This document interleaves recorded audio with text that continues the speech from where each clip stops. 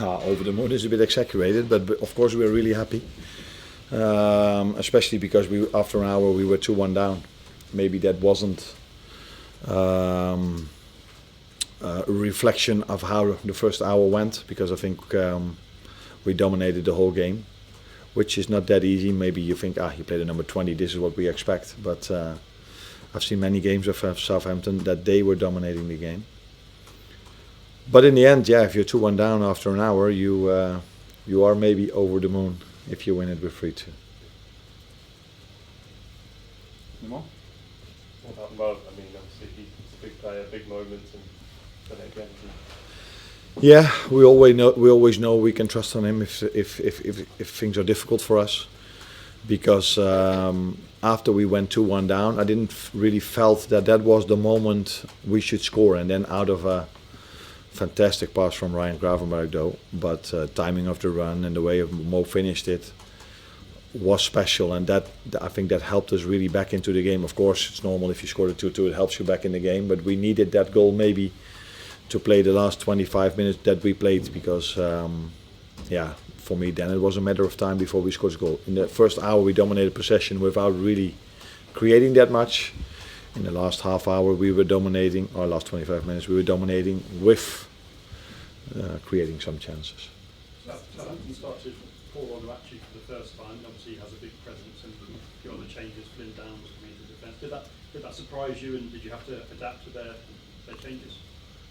No, I think what I do as a manager is I want to know their style of play, and sometimes it makes a bit of a difference if a number 9 is high and tall or fast or slow, or so it makes a bit of a difference. But I don't think they've changed their playing style, not in the way they lined up 5-4-1, and also not in the way they like to play, because the first goal we scored was from them trying to bring the ball out from the back, which didn't happen a lot for them today, and that did happen a lot in other games, because I've showed the players yesterday how many times Southampton can play through a press. But today I think that part of our game was quite good, that we were really aggressive without the ball. Was that harder work than you wanted it to be ahead of the visit of Real Madrid? It's very hard for English teams to do well in Europe, because there's no team in the Premier League that doesn't cause big problems. Yeah, that is a difference. I agree with you that this league asks a lot from every player every weekend, and if you then play in Europe, that's not always easy. Only a few teams in England have shown that they can do this. Liverpool have shown it in the past for many seasons. Last 2 years that has been more difficult. But that's also why teams in England have such a big squad, because we top clubs have quite a lot of money. We can also make a bigger squad than maybe some other teams in other countries. So, and that's also what we need. You saw it today again. The 3 players that came in really had an impact on the game, and that is also what we need in this league. Arne, 8 points clear, and only twice in Premier League history has a club that's won 10 of its first 12 games not gone on to win the title. What do you do to temper the expectation that it's now a cakewalk for you? Because I know it's early days, but it's a very healthy advantage after only 12 games. No, definitely, but we also know what we have to put into it to get this lead that we have at the moment and to get these wins. So, and I only have to show when the players feel that.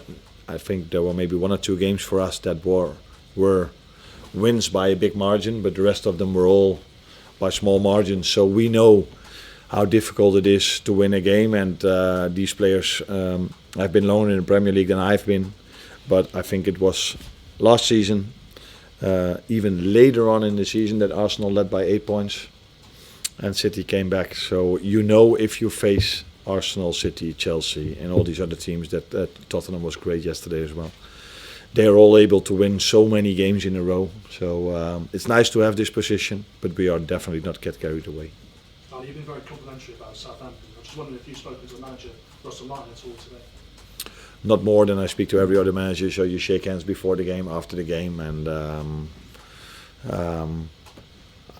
what was a bit unlucky for them, I think, is normally they play, in my opinion, even much better, and they create much more chances and hardly score. Today they only created 2 chances, which the first one wasn't even a chance, and scored 2. They maybe could have did this the opposite way, then they would have had more points.